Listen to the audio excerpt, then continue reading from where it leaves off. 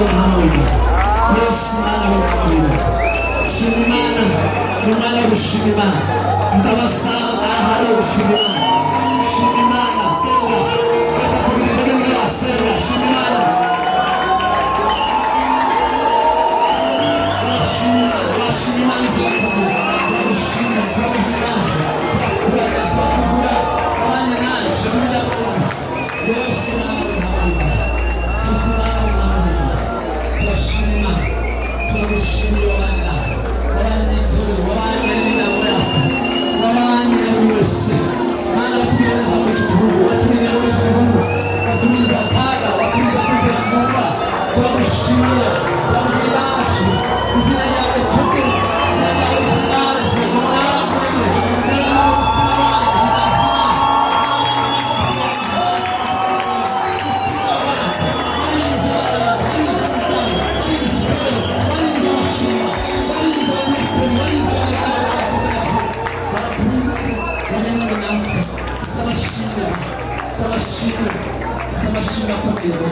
Yesu Mana ruhamurira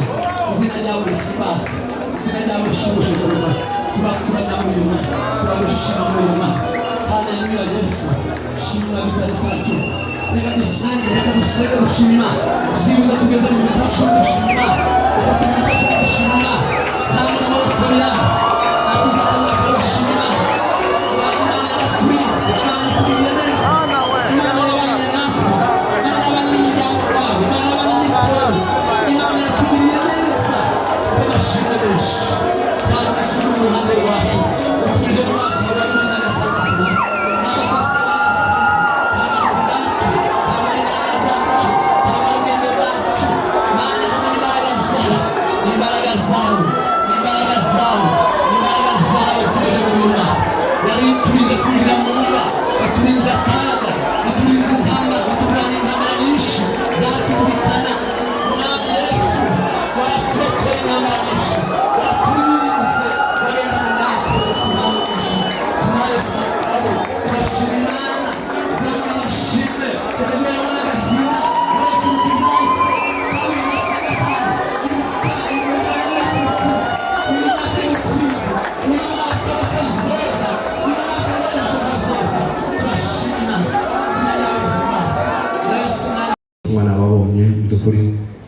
Evangeliste Kanta, Evangeliste Biganiro,